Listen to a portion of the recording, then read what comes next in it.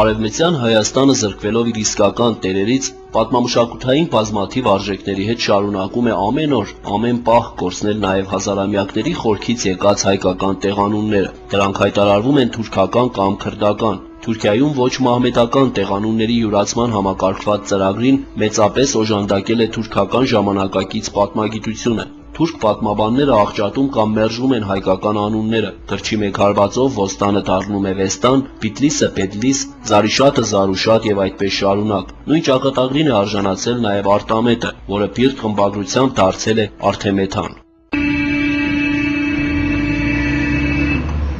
Այսօր Վանի շրջակա Բուրաստաններում վխտում են մանկահասակ քրդերը, ովքեր իրենց խաշնարած ծնողների խնամակալության կարիքը չեն էլ զգում, սոսնձի նման կպչուն են, հայտնի կենդանու նման համառ։ Նրանց հոծ բազմությունը ճեղքելով շարժվեցինք դեպի Արտամետ, ճանապարհին դադար տալով հին հայկական թաղամասում, որտեղ ագրավու քար կոչվող սրբազան քարաժայռն է։ Շոշափեցինք քարե դուռը, ուրարտական սեպագրերը, զգացինք, թե որքան զորեղ է հայոց միտքը, հողի ուժը։ Զգացինք Վանա հողի հավերժության ու նրա վերադարձի զգացողությունը։ Կանչեցինք մհերին, խռով էր։ Եղանք հին հայկական թաղամասում, որտեղ կանգուն եւ սարքին ոչինչ չկար, բացառությամբ այս մեկ պատի եւ հին փականի, որը կարծես հավերժորեն կողպել էր վանահայերի նվիրական բյուր երազանքները։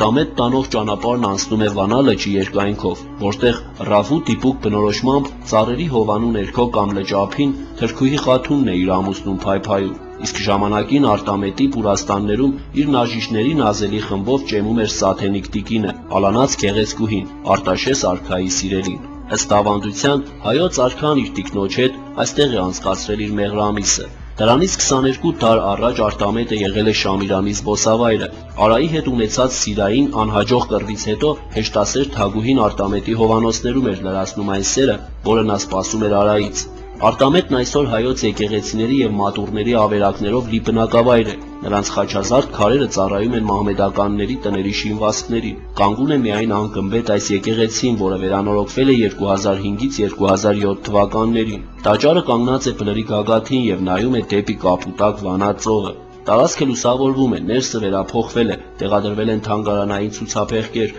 որոնք առայժմ դատարկ են։ Տաճարը դրսից պատված է խաչապատկերներով, տարածքում մնացել է մի քանի տապանակար։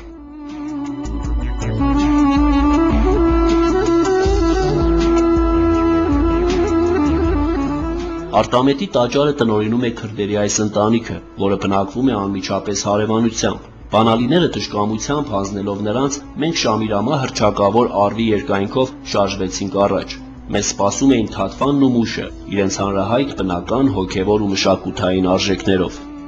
Էդուարդ Մխիթարյան, Համբարձում Պապոյան, Գալանյուս, Վան, Արտամետ։